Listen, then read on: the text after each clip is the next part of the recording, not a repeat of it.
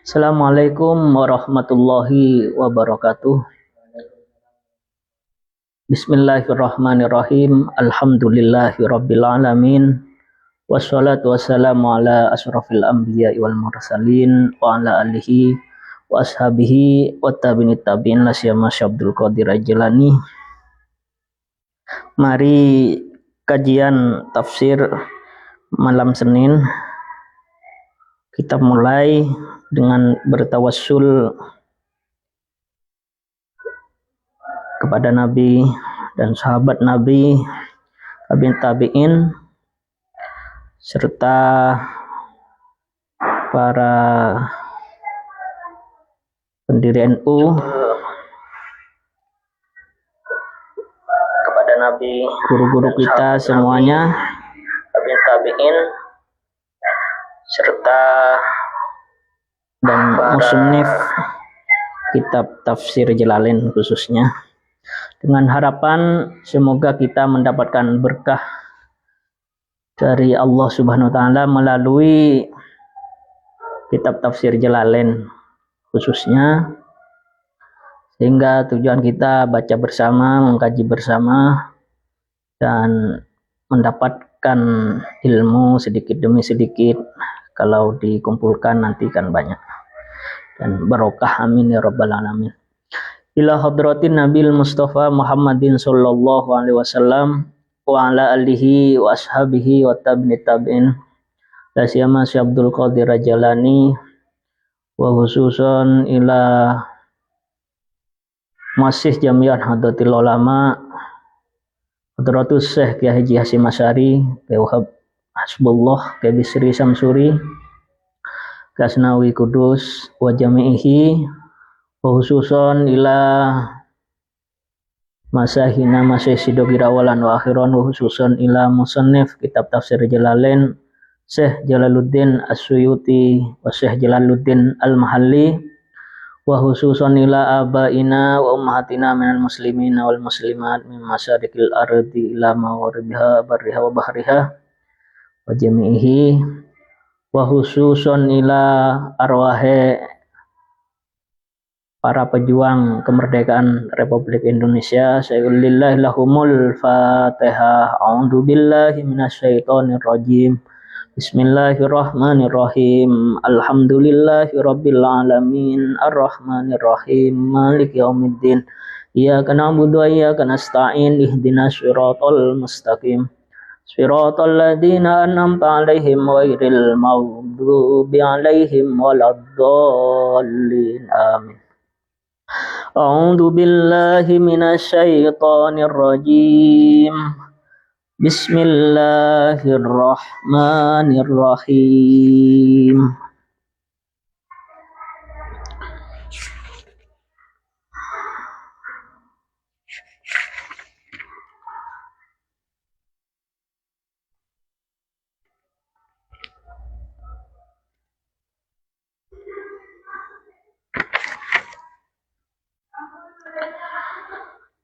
Bismillahirrahmanirrahim.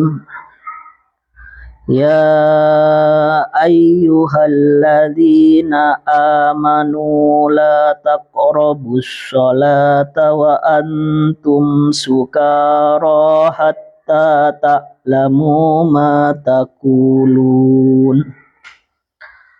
Hatta ta'lamu ma taquluna wala junuban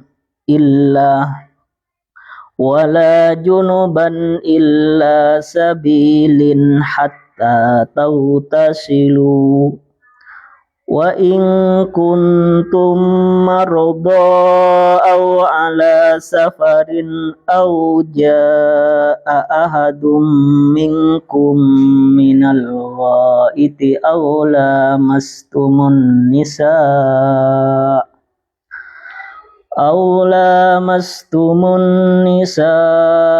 falam tajidu ma'am fatayammamu sa'idan tayyibah famsahu biwujuhikum wa aydikum Innallaha kana afuwan ghafura. Alam tara ilal ladzina utu nasiban minal kitabi yastaruna ad-dalalata wa yuriduna an tadillus sabil. Wallahu a'lamu bi a'daikum wa kafa billahi waliya wa kafa billahi nasira. Shadaqallahul adzim. Ya ayyuhalladzina amanu hi iling-iling wong akeh amanu kang podo iman la taqrabus sholata ojo parek sira kabeh as-sholata ing salat. Ai tegesi la tusollu ojo salat sira kabeh wa antum utawi sira kabeh. Wa antum hale utawi sira kabeh sukara pira-pira wong kang mabuk. Minas syarabi sangkeng minuman lianna sababa nuzuliha karena saktuhune sebabe turuni ayat sholatu jamaatin iku sholat jamaah fi halis sukri ngatasi tingkah mabuk hatta hingga taklamu ngaweruhi sira kabeh matakuluna ing barang takuluna kang ngucap sira kabeh ing ma bi antusihu kalawan yen to waras sira kabeh wala junuba lan ora pira-pira wong kang junub bi ilajin kalawan melebuaken au inzalin utawa metumani wa nasabuhu utawi nasabi junuba alal hali ngatasi dadi hal wa huwa utawi junuba yutlaku alal mufradi dan ucapaken apa junuba alal mufradi ngatasi tingkah mufrad wa wairihi lan liyani mufrad illa angin abiri wong kang ngelewati dalan mujtazi sabilin wong kang ngelewati dalan tegesi torikin dalan ay musafirina tegesi piro-piro musafir hatta tautasilu hingga adus sira kabeh falakum antusollu moko iku wenang kaduhi sira kabeh antusollu apa yen to salat istiqnaul musafiri utawi pengecualiani musafir li anna lahu krana saktuhuni wong kang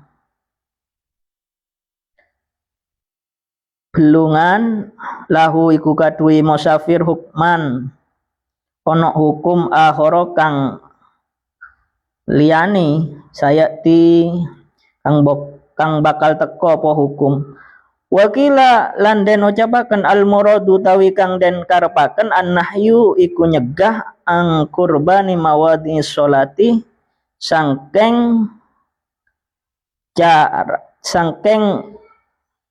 nyedheki pira-pira panggonane salat ai tegesi al masajidi pira-pira masjid illa uburiha angin ngalewati masjid min wairi muksin sangkeng tanpa meneng wa ing kuntum lan lamun ana sira kabeh mardo iku pira-pira wong kang lara maradon wong kang lara yadurruhu alma'u kang malarataken ing marid alma'u apa banyu awala safarin utawa ing ngatasi wong kang belungan ay musafirina tegesi pira-pira wong kang belungan wa antum hale utawi sira kabeh junubun iku junub au muhdisuna utawa wong kang hadas sira kabeh, au jaa utawa teka sira kabeh ahadun, au jaa utawa teka ahadun sapa salah siji mingkum saking sira kabeh minal ghaiti saking jamban, wa utawi wa'id al makano iku panggonan al muaddi al makano al muaddu kang den cawisaken liqadha il hajati maring nekani hajat, ai ahdasah hadas, aula mastumun nisa utawa gebuk sira kabeh an-nisa ing pira-pira wong wedon wong wadon, wa fi qiraatin lan ing dalem siji wacanan bila alfin kalawan tanpa alif, wa kilahuma utawi bi alifin au bila alifin bi makna al-lamsu kalawan nganggo makna al-lamsu gebuk, wa huwa al-jassu gebuk menyentuh, bil yadi kalawan tangan, qalahu dawuhu ing lamsu gebuk Ibnu Umar sapa Ibnu Umar, wa alaihi lan ing ngatasi pendapat as-Syafi'i utawi Imam Syafi'i, wa ulhiqa lan den padaken bi kalawan al-lamsu al-jassu gebuk bibakil basyarati kalawan sakirani kulit sakabiani kulit, wa Ibnu Abbasin lan saking riwayat Ibnu Abbas wa utawi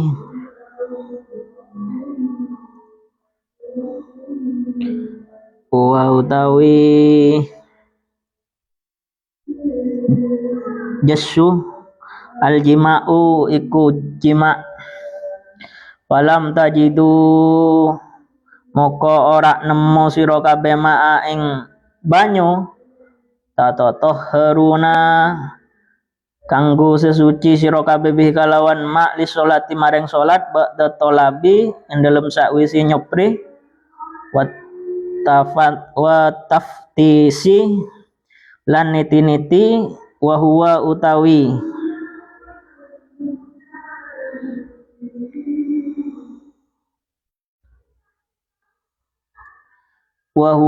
taftis niti-niti rojiun iku bali ilama maring barang adal marodi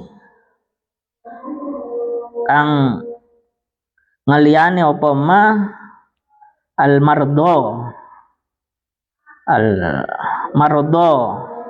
maring wong kang loro, al maridi maring wong kang loro, al marido maring wong kang loro.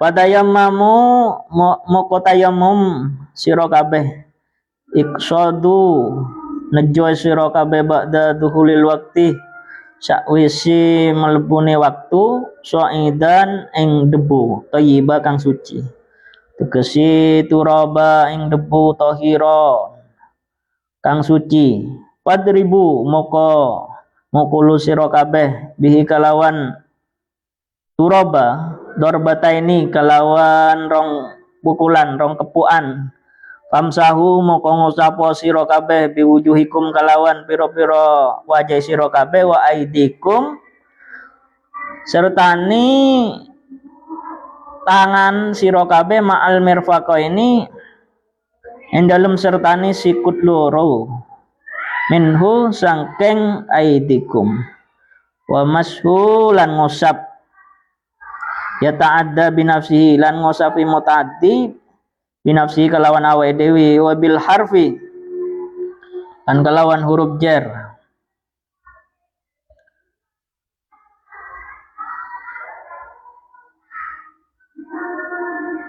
wa mashu tawi mashu ya ta'adda iku mutaaddi binafsihi kalawan awak dewe ni lafat mashu wa bil harfi dan kalawan huruf jar. Innallaha satuhune Allah kana ono sapa Allah afwa iku dat kang ngapura, wa fura or akeh ngapuroe, Alam tara ilal ladina utu nasiba. Ana ta ora delok sira kabeh ilal ladina maring wong akeh utu kang den parengi sapa wong akeh nasiba ing bagian haddon ing bagian minal kitab saking pira-pira kitab.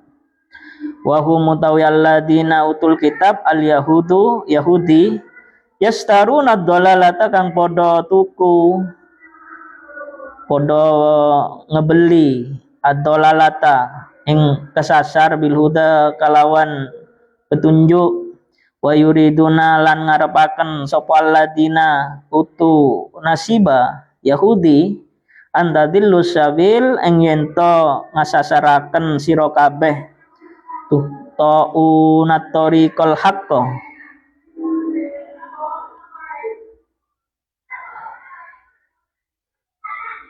ngebuat sira kabeh ing dalan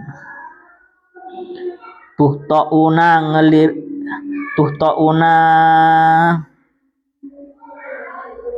ngeluputaken sapa Yahudi ing sira kabeh at-tariqal haqqa ing dalem dalan kang bener litakuno maring ana sira kabeh mislahum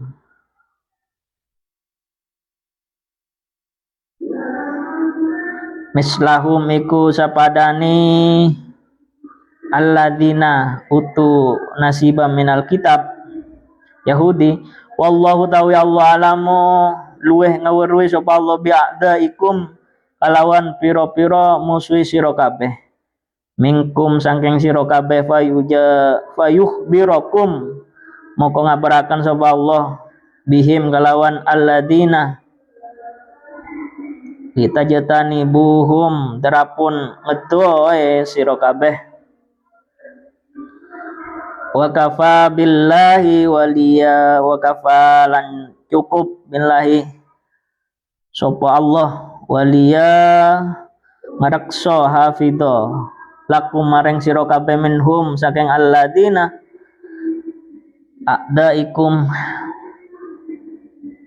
wa kafa billahi lan nyukupi Allah wa kafalan nyukupi sapa Allah nasira dat kang nulungi manian dat kang nyegah lakum maring sira kabeh mingkai dihim sangkeng sandi poyoni a'daikum tipu dayanya musuh-musuh kalian. Kita jawab adzan dulu dan setelah itu kita kaji.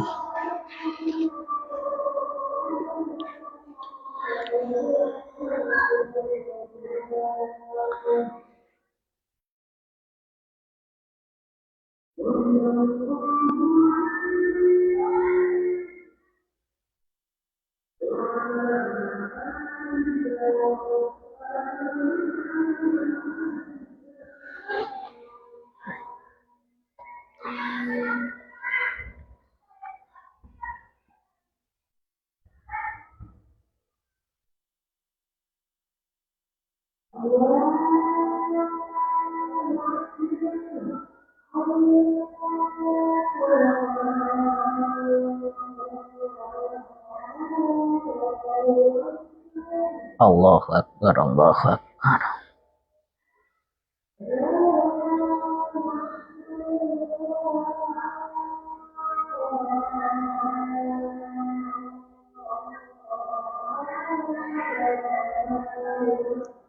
Allahu Akbar, Allahu Akbar.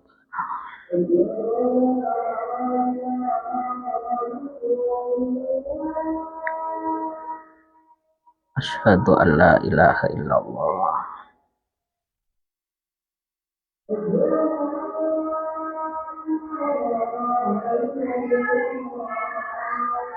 Asyhadu an la ilaha illallah.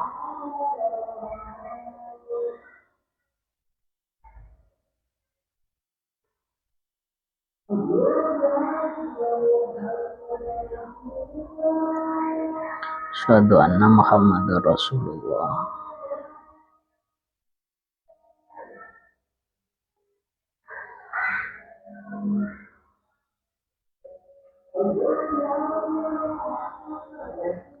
Asyhadu anna Muhammadar Rasulullah.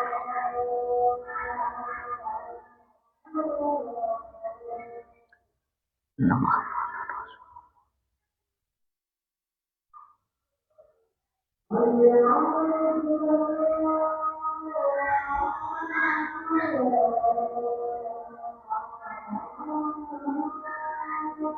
La haula wala quwwata illa billah.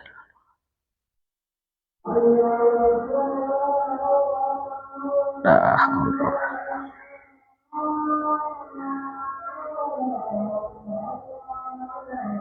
La haula.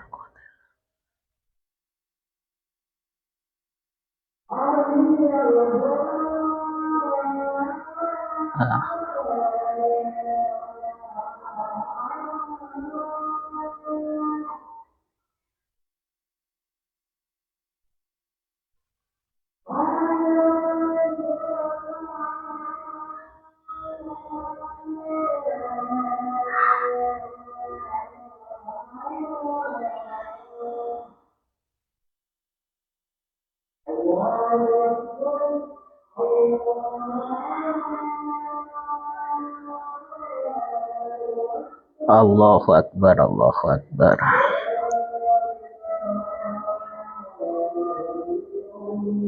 Nah. Allahumma rabb hadhihi ad-da'wati Sayyidina Muhammad syaraf Muhammad.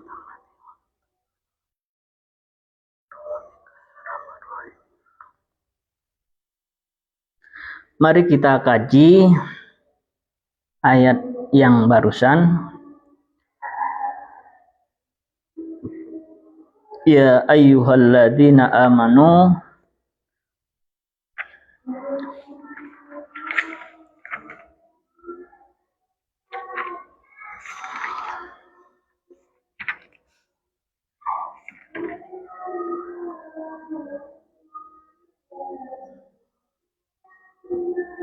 la taqrabus sholata wa antum sukara. Asbabul nuzul dari ayat ini Unas itu mabuk setelah diberi makanan dan minuman. Unas ini mau mengerjakan sholat jamaah maghrib, mabuk. Tapi Unas ini sahabat Rasulullah, yang memberikan makanan dan minuman juga sahabat. Artinya Islam belum mengharamkan khamr dulu. Karena arak, kata orang Arab, arak. Jadi memang benar-benar memabukkan. Unas ini setelah minum khamr, kan ceritanya itu khamr itu tidak moro-moro diharamkan, disuruh sedikit demi sedikit. Terus setelah itu ada turun ayatnya itu diharamkan karena mudaratnya lebih banyak daripada manfaatnya. Artinya suatu hal bisa diharamkan tidak semerta-merta diharamkan kalau meneliti haramnya khamr. Khamr saja itu diminum oleh sahabatnya Rasulullah. Terus setelah itu disuruh sedikit demi sedikit, belum ada larangan yang mengharamkan. Ketika turun ayatnya yang mengharamkan karena mudaratnya lebih banyak, maka tidak ada sahabat Rasulullah yang minum khamr lagi. Pada kasus ini ada satu sahabat Unas itu. Unas ini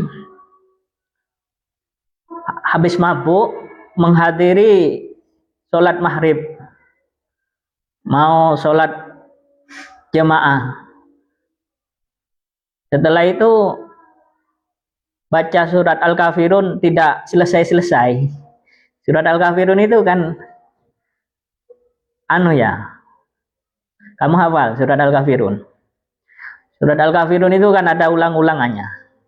Nah, Unes yang mabuk ini tidak selesai-selesai baca Al-Kafirun. Maka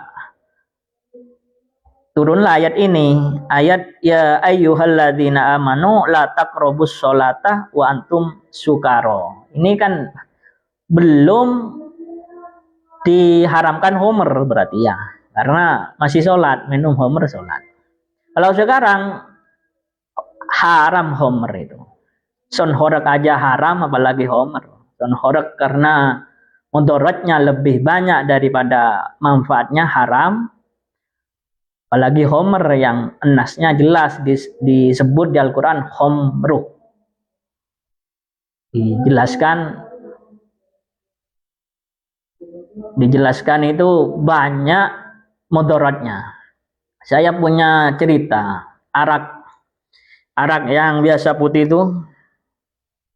Saya dulu pernah melaksanakan tugas di Situbondo itu, kedapatan teman dekat saya itu mengkonsumsian arak. Beberapa tahun itu, setelah saya main-main ke Situbondo lagi, ketabrak truk. Nah, berarti di sini dimengerti bahwasanya orang yang lagi mabuk itu tidak stabil, pikirannya itu kemana-mana, amyar, truk saja nggak kelihatan.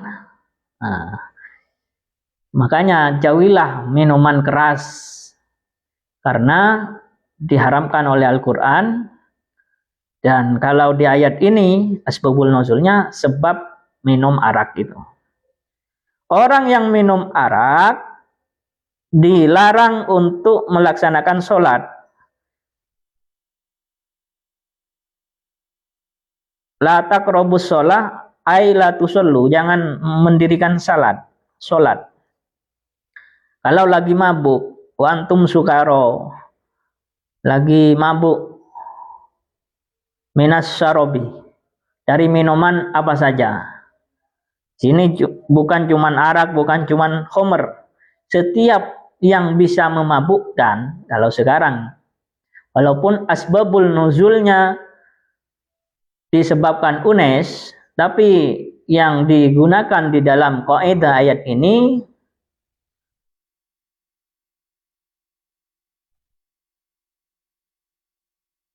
al-umum, al-ibratu bi umumil lafdi la bi khususis sabab. Kita harus mengamalkan ini. Mabuk sedikit saja disebabkan komik atau disebabkan overdosis minuman apa saja, mabuk, geliyang-geliyang, sekiranya mabuk, katanya mabuk, perjalanan mabuk, jangan sholat dulu.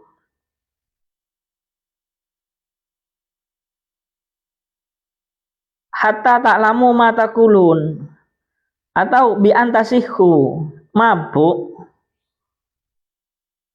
Lianna sababa nuzuliha sholat jamatin fi halis sukri, mabuk.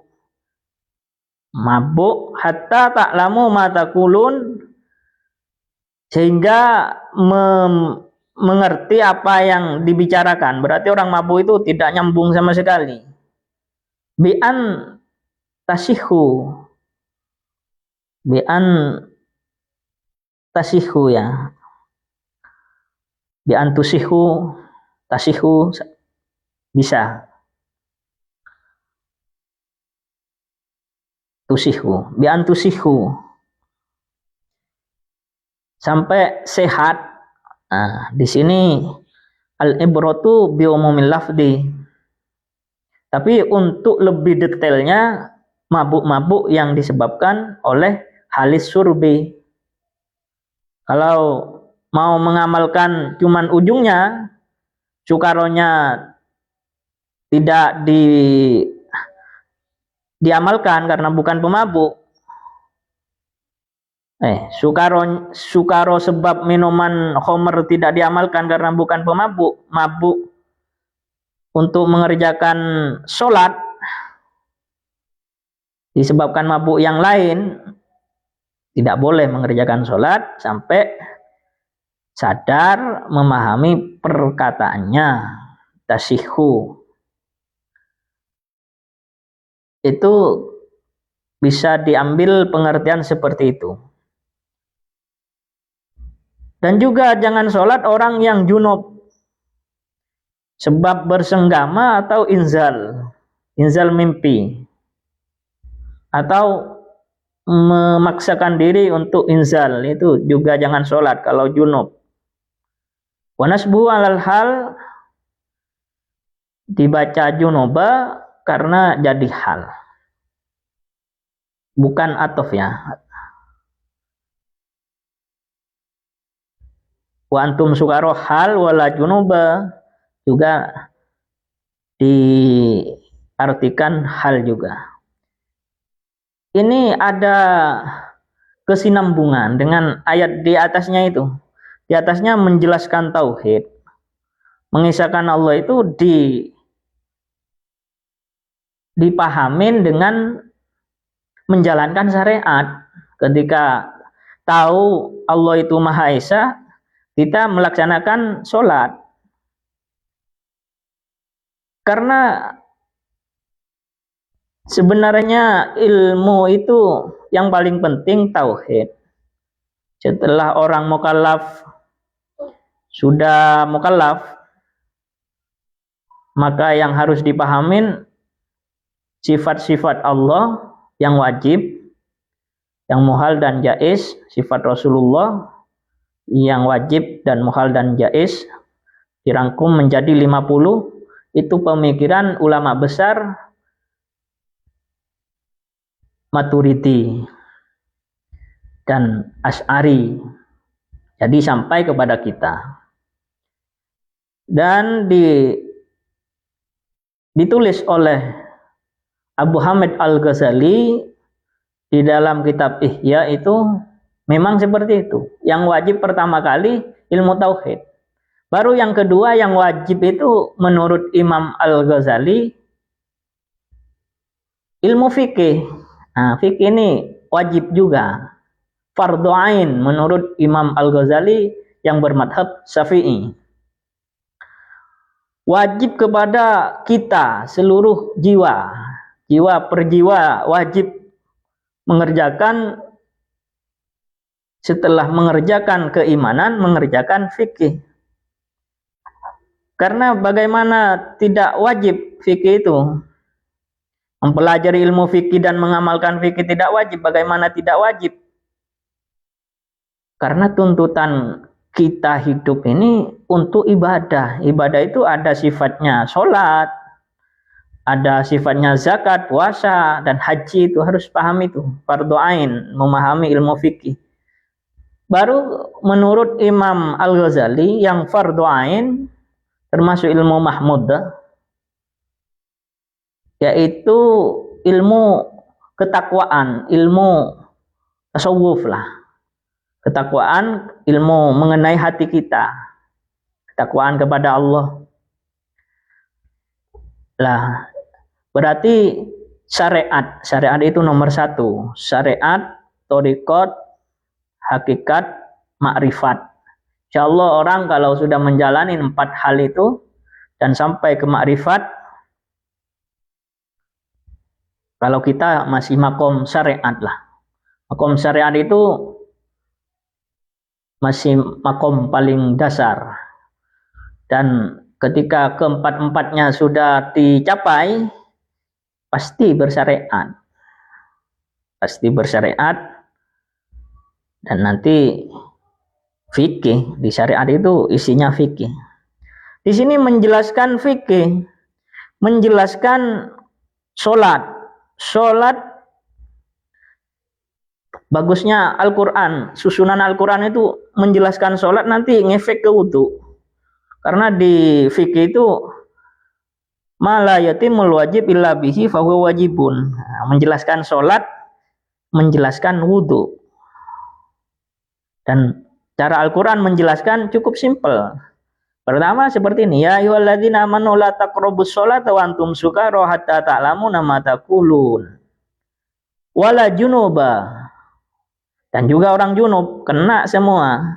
Biasanya pemabuk, ini keterangan ya, pemabuk itu senangnya ke hal-hal yang ke junub-junub itu. Berarti sifat mabuk dan junub ini jelek semua. Illa abiri sabilin. Tapi kok menampilkan istisna. Illa abiri muhtazi sabilin. Jangan sholat kecuali cuman melewati masjid, gak apa-apa. Orang mabuk, orang junub, jangan sholat. Dan boleh lewat dekat masjid.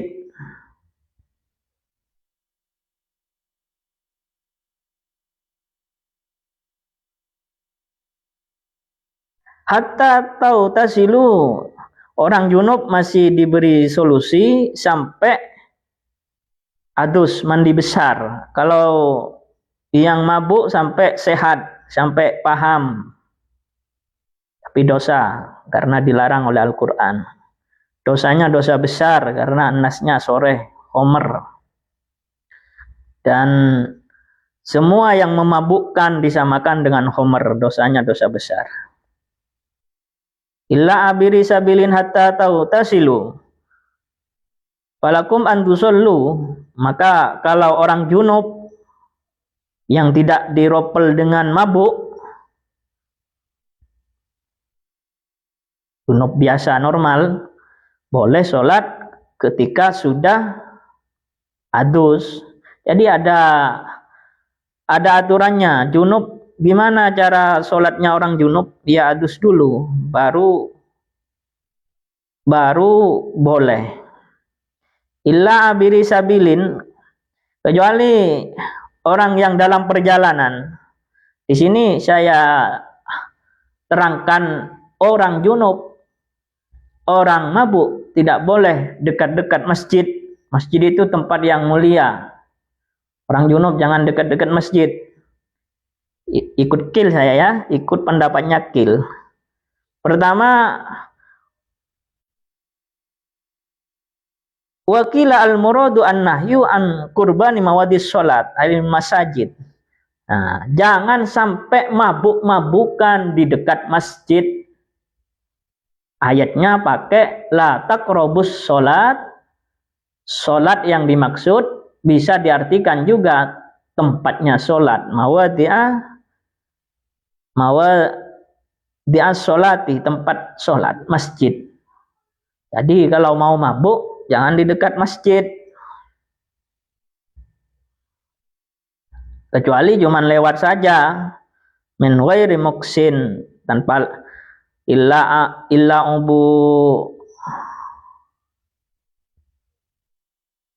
uburohe, lewat, orang mabuk lewat di depan masjid gak apa-apa. Kalau sampai diam di dekat masjid, mabuk-mabukan di depan masjid, tidak boleh, hukumnya tidak boleh. Menurut pendapat sebagian ulama.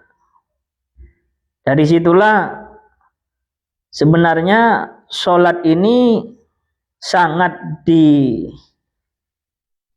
diwajibkan. Sampai tempat sholat saja dimuliakan. Jangan sampai mendekat. Kalau orang junub, jangan sampai mendekat masjid. Aduslah dulu gitu. Sekarang pembahasan yang selanjutnya, wa in kuntum mardo. Ada kalanya orang itu sakit dan tidak bisa menggunakan air. Tapi di kitab fikih diatur atas petunjuk dokter. Tidak bisa menggunakan air. Atau orang yang lagi perjalanan, bepergian, di kitab fikih diatur bepergian yang tidak maksiat kepada Allah. Ketepatan junub atau hadas. Ini kan orang normal, orang baik. orang sakit, kadang junub, kadang hadas, atau auja'a ahadum minkum minal ghaid, atau selesai BAB, buang air besar. Di sini ketika ditafsiri auja'a ahadum minkum minal ghaid, al-ghaid itu al-makan, al-makanu al-mu'addu liqada'il hajat. Yang benar bacanya liqada'il hajat, bukan qadiyal hajat, liqada'il hajat. Jadi kalau yang dibaca istiwasa bukan ini. Ini qada'il hajat, bukan qadiyal hajat. Qadiyal dengan qada'il itu beda banget. Jadi kalau ada mantan ustadz jadi misionaris di Amerika, sekarang kabur ke Amerika, itu istiwasanya orang Islam baca qadiyal hajat, qada'il ini. Yang dimaksud jamban itu toilet, bukan qadiyal. Qada'il hajat al-makan al-mu'addu li qada'il hajat. Qada'il ya, bukan qadiyal, beda kan. Beda bahasa, beda arti. Kalau dipelintirin narasinya misionaris Ustadz siapa itu? Lupa saya, ada di Amerika itu. Terus orang lagi aula mastumun nisa. Aula mastumun nisa, ada istrinya disentuh. Menurut Imam Syafi'i batal. Batal wudunya. Tapi di sini belum menjelaskan ayat wudu. Menjelaskan ayat tayammum. Wa in kuntum marda aw ala safarin aw jaa ahadum minkum minal ghaid aw lamastumun nisa, atau menyentuh istri. Menyentuh. Imam Syafi'i condong ke menyentuh. Imam Malik kalau syahwat batal, kalau cuma menyentuh tidak batal. Imam Ibnu Hambal, Imam Syafi'i itu nyentuh. Aula mastumun nisa ini dimaknai nyentuh. Nyentuh pakai tangan atau tersentuhnya sebagian anggota tubuh batal. Kalau menurut Imam Malik tidak batal kalau tidak syahwat. Wan Ibnu Abbas huwa al-jima'. Menurut Ibnu Abbas aula mastumun nisa. Kenapa Ibnu Abbas sering disebut ketika ditafsir? Karena masuk ke qiraah sab'ah. Ulama tafsir memang Ibnu Abbas ini kuat pendapatnya, maka disebut terus. Memang mendengar bacaan Al-Quran dan hukum-hukum Al-Quran itu banyak. Imam Ibnu Abbas mengartikan jima. Imam Ibnu Abbas mengartikan jima, dan beda pendapat lagi Imam Hambali dan Imam Abu Hanifah. Imam Abu Hanifah itu sama dengan Ibnu Abbas, yang membatalkan cuma jima. Kalau Imam Hambali lupa saya. Jadi lintas madhabnya seperti itu. Masalah wudu, batalnya wudu, tapi ayatnya ini tayammum. Falam tajidu ma'a. Tapi batalnya wudu dipakai batalnya tayammum. Kebanyakan dipakai, dan ada perbedaan di menggunakan untuk sholat selanjutnya nggak boleh kalau tayammum. Cukup satu sholat. Falam tajidu ma'a. Orang yang sudah sakit, bepergian, dan orang yang BAB, menyentuh istrinya dengan perbedaan pendapat ulama mastumun nisa. Sebagaimana yang saya jelaskan tadi, 4 madhab minimal, dan madhab itu banyak, lebih 10. Tapi yang eksis sampai sekarang 4 madhab itu. Dan orang itu falam tajidu ma'a, maka tidak menemukan air, tatatoharu nabihi, untuk dibuat bersesuci. Tidak menemukan air setelah mencari dan meneliti, mencari sungguh-sungguh. Dan meneliti di banyak tempat. Tapi mencari air tidak berlaku bagi orang yang sakit. Kalau sakit, walaupun kamar sebelah ada air di rumah sakit, tapi kata dokter bahaya menggunakan air, boleh bertayammum. Fatayammamu, tayammumlah kalian semua so'idan thayyiba, dengan debu yang suci. Cara tayammumnya ba'da duhulil waktu, setelah masuknya waktu duhur. Karena tayammum tidak bisa digunakan 2 sholat, 1 saja, duhur. Debu yang suci, turaban thahira, fadribuhu bihi darbataini, pukul 2 kali. Ini 2 kali. Terus usapkan, famsahu.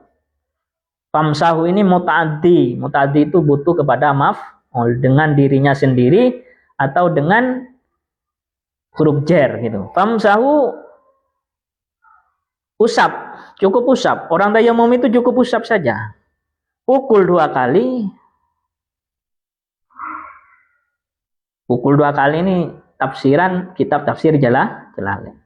Artinya paham Al-Quran dengan tafsirnya itu yang 3 hal itu kena semua. Ilmu tauhid, ilmu fikih, dan ilmu tasawuf itu kena semua, berangkat dari Al-Quran.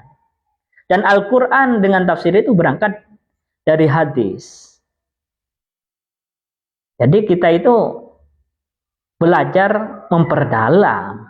Ketika ngaji lebih banyak Tuhfatul Tullab, Fathul Mu'an, Fathul Wahhab, itu Fathul Qorib, memperdalam. Yang paling penting diamalkan oleh kita 3 ilmu itu dulu. Baru setelah itu ilmu umum kuasai. Karena Imam Al-Ghazali yang saya tulis di tesis saya tidak mendikotomikan ilmu agama dan sains dan ilmu umum. Cuman yang dikritik oleh Imam Al-Ghazali sesuai tulisan saya di tesis saya, orang yang mendogmakan ilmu.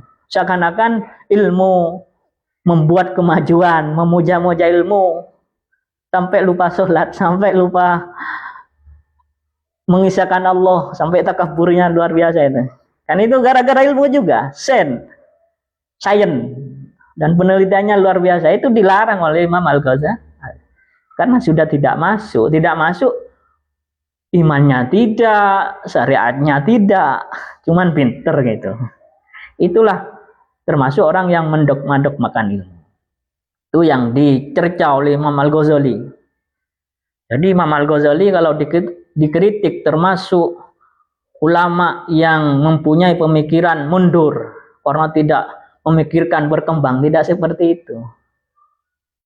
Imam Al-Ghazali sampai dia itu politik, kedokteran diterangkan semua, boleh hukumnya, mubah. Yang tidak boleh kata Imam Al-Ghazali itu ilmu sihir, itu baru tidak boleh. Dan ilmu yang membahayakan orang lain.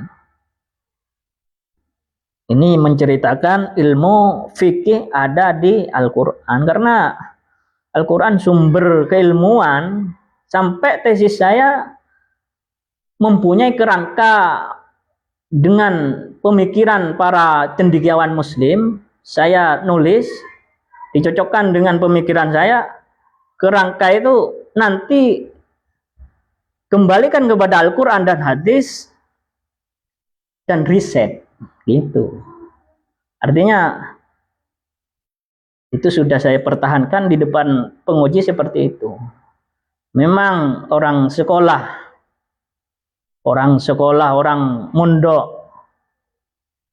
lain gaya. Kalau mondok kan teks semuanya dikembalikan ke turos, ke kitab. Kalau orang kuliah logis, empiris itu semester 3 S1 itu sudah diajarin terus menerus seperti itu.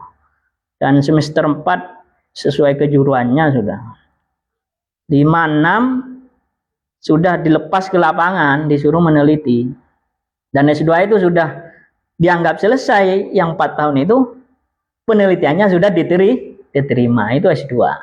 Ditulis, ada kaidah cara menulisnya, pemikiran siapa, cocok dengan pola pikirnya siapa. Baru Imam Al-Ghazali sebutkan nggak apa-apa. Prof. Muhaimin sebutkan tidak apa-apa. Itulah kita harus berterima kasih kepada orang-orang yang membimbing kita, baik itu ustadz, baik itu dosen, dan khususnya kepada murabbi ruhina, di atasnya itu semua, kiai kita, guru kita, murabbi ruhina.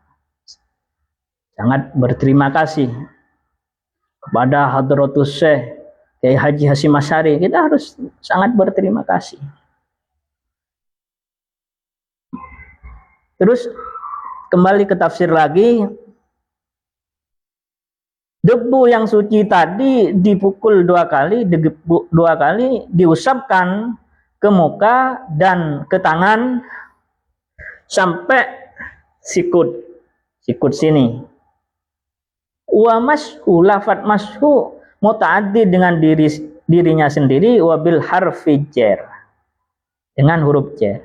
Innallaha kana afuwan ghafura, Allah Maha Pengampun ini bagi orang yang bepergian, bagi orang yang sakit, bagi orang yang junub. Kalau bagi orang yang sukaro tadi, ya yang khusyuk lah, minta ampun kepada Allah, tidak masuk golongan ayat innallaha kana afuwan ghafura. Yang tadi itu orang yang sakit, orang yang bepergian, junub, ail wa'id, tidak menemukan air, diarahkan ke tayamum, itulah bentuk Maha Pengampunnya Allah Subhanahu wa ta'ala. Walaupun orang mabuk, diampunin juga, tapi dosa besar itu agak sulit. Jauhilah dosa besar. Setelah itu para pemirsa di sini menerangkan ayat lain. Banyak orang yang mendapatkan kitab, ahlul kitab Yahudi, kaumnya Nabi Musa, kaumnya Nabi Isa, ini Yahudi, peninggalan kaumnya itu, yang tidak iman, itu mendapatkan kitab. Karena Nabi Musa itu berdempetan hidupnya di Mesir, Nabi Isa di Palestina, dempetan memang. Itulah orang Yahudi. Yahudi itu ahlul kitab. Kitabnya 2, Taurat dan Injil. Dan juga Zabur ya. Maka di pagan itu semua menjadi kitab Injil perjanjian baru dan lama, ditambah surat-surat catatan muridnya Markus ya. Artinya pembohong, kitab pembohong. Kitab-kitab yang membohongin orang yang tidak mendapatkan hidayah, tidak berpegang kepada Al-Quran, itu termasuk yastaruna dhalalata bil huda. Ahlul kitab Yahudi kerjanya seperti itu. Repot sekali untuk mempertahankan dogma-dogma, keyakinan-keyakinan kepada pengikutnya itu kan kesesatan yang dialihkan. Kesesatan yang dialihkan untuk mengalihkan, ini bahasanya nanti ada, tipu daya untuk mengalihkan petunjuk. Tuh, repot sekali. Kerjaannya orang yang ingin menyesatkan orang itu repot sekali. Kalau orang yang mau mencari hidayah, huda, gampang, bacalah Al-Quran. Dan ketika mau dikritik Al-Quran tidak bisa. Tidak bisa. Beda dengan ad-dhalalah, kesesatan yang ditawarkan oleh Yahudi. Yahudi ini khusus umatnya Nabi Musa dan Nabi Isa. Kitabnya itu Taurat, Injil. Ajarannya mirip-mirip Al-Quran, tapi disempurnakan oleh Al-Quran. Yuriduna wa yuriduna an tadillus sabil. Keinginan orang Yahudi itu mengubah jalan yang benar. Tuhtiu thoriqal haqqo. Memang mau mengubah jalan yang benar. Litakunu mislahum, supaya sama dengan orang Yahudi. Yahudi yang dimaksud di sini utul kitab, baik dapat Injilnya atau Tauratnya, dan itu rata-rata umatnya Nabi Musa atau Nabi Isa, yang Yahudi. Wallahu a'lamu bi'adaikum. Allah sangat paham musuh-musuhnya, musuh-musuh kalian orang Islam. Fayuhbirukum bihim litajtanibuhum. Supaya kalian menjauhi musuh-musuhmu. Jadi kalau ada musuh, menjauh, jangan mendekat.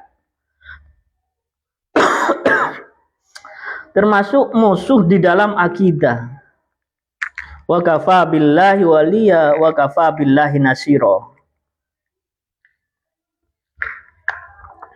Cukuplah Allah yang menjadi penjagamu, dan cukuplah Allah yang menolongimu. Mani'an lakum min kaidihim.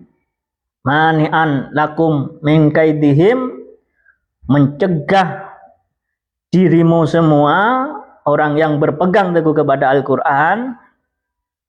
Tafsir, karena ketika dibacakan tafsir, oten itu takut.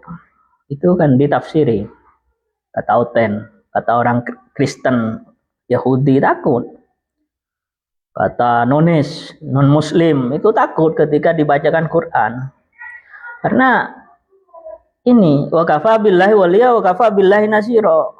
Di Al-Quran yang menyebutkan seperti itu ditafsiri oleh Syekh Jalaluddin As-Suyuti, mani'an lakum min kaidihim.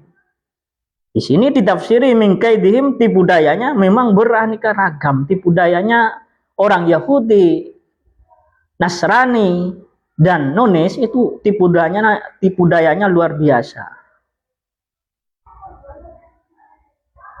Artinya kita itu harus paham tafsir, benar-benar paham, berupaya baca tafsir, berupaya memahami seluas-luasnya tafsir, mendengarkan para ulama atau mendengarkan ustadz, baca sendiri, memahami sendiri itu bagus.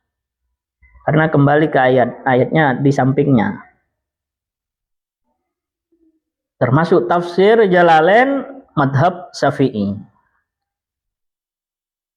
Para pemirsa yang dirahmatin Allah dimanapun berada, karena ketika kita sungguh memahami wallahu a'lamu bi'adaikum, Allah paham terhadap musuh-musuhmu. Sebenarnya para pejuang kemerdekaan itu tidak pernah menjual akidah. Kalau urusan akidah tidak pernah ditukar dengan yang lain. Dan para pejuang itu banyak sholat terus. Pejuang itu sholat terus. Hadratus Syekh itu difilmkan ketika ada adzan mau sholat, boleh saya disiksa ketika saya sudah selesai melaksanakan sholat, gitu kan. Itu sungguhan. Berarti ulama itu alim fikih, alim tauhid,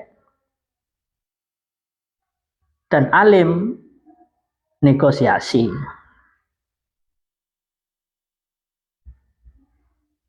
Ketika akidah sudah benar, fikih sudah benar, diamalkan, tidak takut sama musuh, bisa merdeka.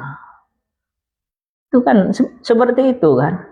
Kemerdekaan itu diraih oleh Pangeran Diponegoro, oleh Jenderal Sudirman yang tidak putus wudu, daimul wudu. Jenderal Sudirman itu sholat terus sebelum meraih kemerdekaan.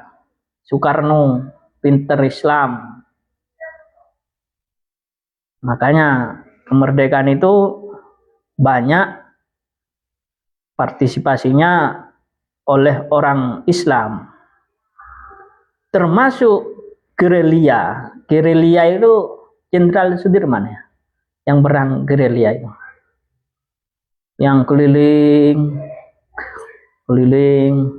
sholat sampai sakit-sakit itu, Jenderal Sudirman. Gerilya, dan termasuk kiai ini gerilya. Para kiai itu yang paham fikih, tafsir, tauhid, banyak paham ilmu agama, itu gerilya gerakannya. Artinya dibangun dengan akidah, dibangun dengan fikih dan gerilya. Nanti perangnya itu perang gerilya, perang di darat-daratan, karena paham Indonesia itu banyak daratannya.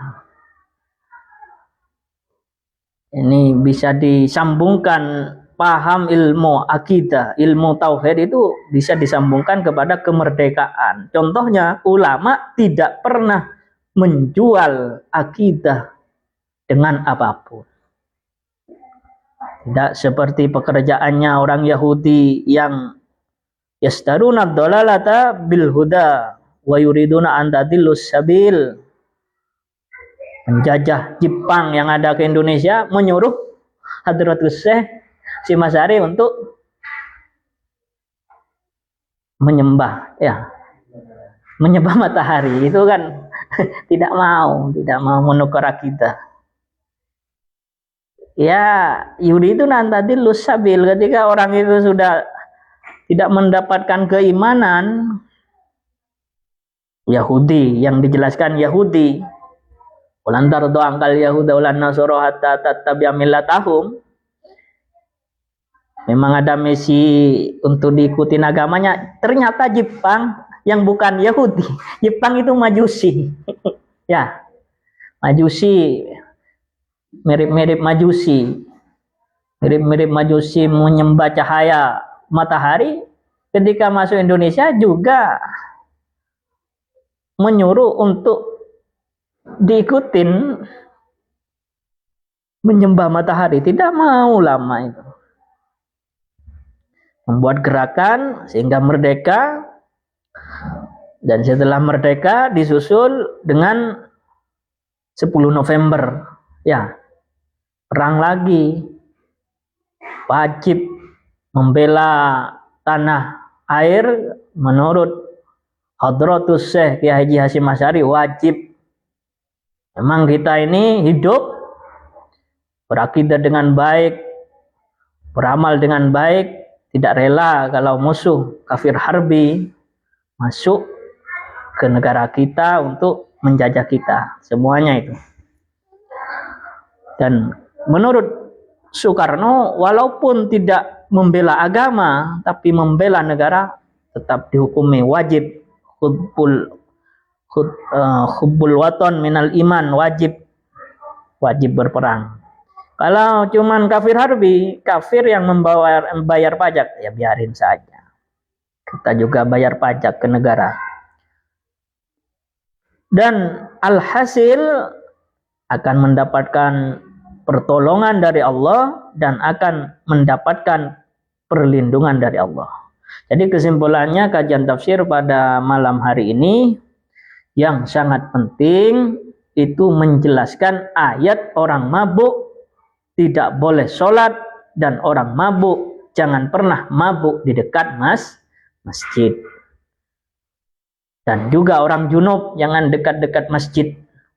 Dan yang kedua, kesimpulan kajian tafsir pada malam hari ini, orang sakit, orang junub, orang bepergian yang sakit atas syarat dokter tidak boleh menggunakan air tayamum. Solusinya tayamum. Yang ketiga, ketika aula mastumun nisa, ada perbedaan madhab. Menurut Syafi'i menyentuh sudah batal, menurut Maliki kalau tidak syahwat